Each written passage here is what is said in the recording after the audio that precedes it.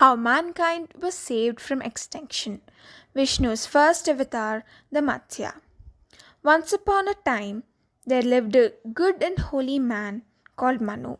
But Manu was not happy because everyone around him, including his wife and children, were dishonest and wicked people. They laughed at his honest ways and taunted him for being a silly fool.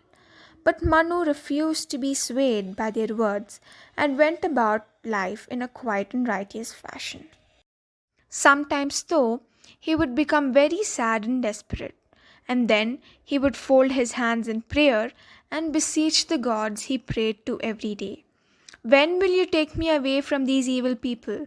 Is there to be no end to my suffering? Every morning, just before he sat down to eat his breakfast, Manu would fetch a small pot of water from the well to wash his hands. One morning, as he poured water over his hands, he heard a tiny voice cry, "Help! Help!" Surprised, Manu looked around him and into the well, but he could see no one. Then he looked into the pot of water, and in it was a tiny horned fish.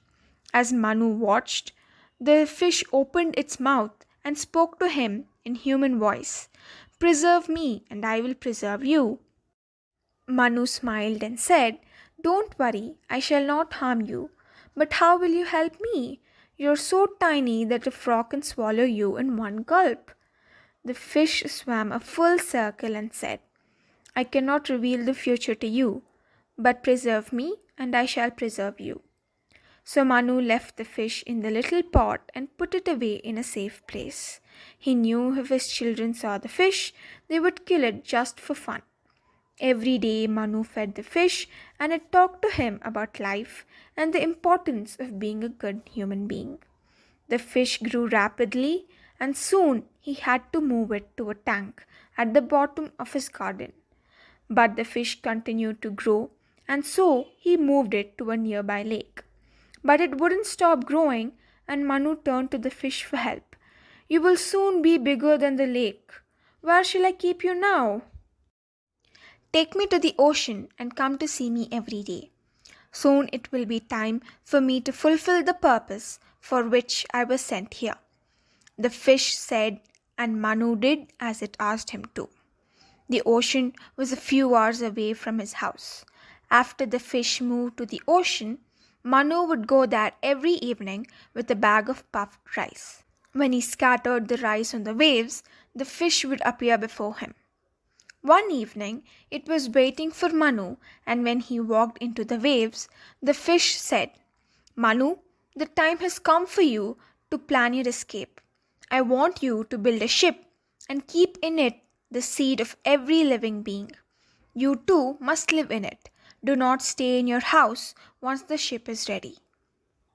Manu was bemused by the fish's orders, but he trusted the fish greatly. By now, Manu had realized that it was no ordinary creature. So he went to the forest and set about chopping some sturdy trees. As he planed the branches and built his ship, his family and neighbors mocked him. "Ho, ho, ho! Going somewhere, are you?" one man said. "What a fool he is! He's building a ship so far away from the sea. How do you plan to get it into the water? Will you wait for the rains to sweep it away?" "Ha, ha, ha!" His family laughed. But Manu went about his task. Soon the ship was built and he began to live in it. "He's gone mad!" his wife shrieked. "Why has he stopped living in his house and started living in a ship that's not even on the sea?" But Manu refused to get angry and continued to live in the ship. Every evening he went to meet the fish, which had grown as big as a hill now. "Tonight's the night," the fish said. "There will be a great storm and the flood waters will destroy all living creatures. Stay in your ship and I shall come for you."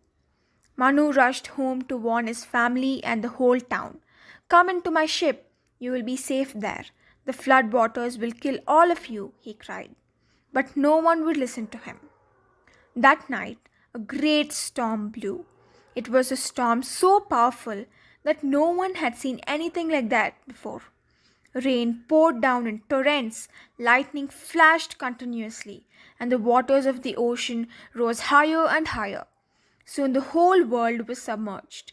No man, woman, or child survived, except Manu, who stayed dry and warm in his ship that floated on the surface of the rising water. The fish arrived when the storm was at its peak.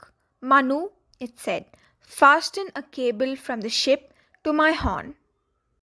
Manu did as the fish asked, and it towed his ship through the waters.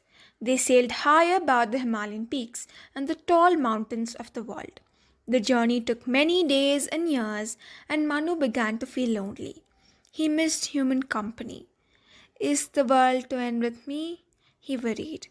Am I to be the last man on earth? Please, gods, help me. I would like to have some children to love and protect and to leave the legacy of life. So Manu was granted a wife, and when the flood receded, they went back to live on the earth. Their children became the ancestors of mankind. As for the fish, Matsya, it was none other than Vishnu, the preserver of the universe. Thanks for listening to this audiobook. Do subscribe and press the bell icon. Stay tuned for regular updates.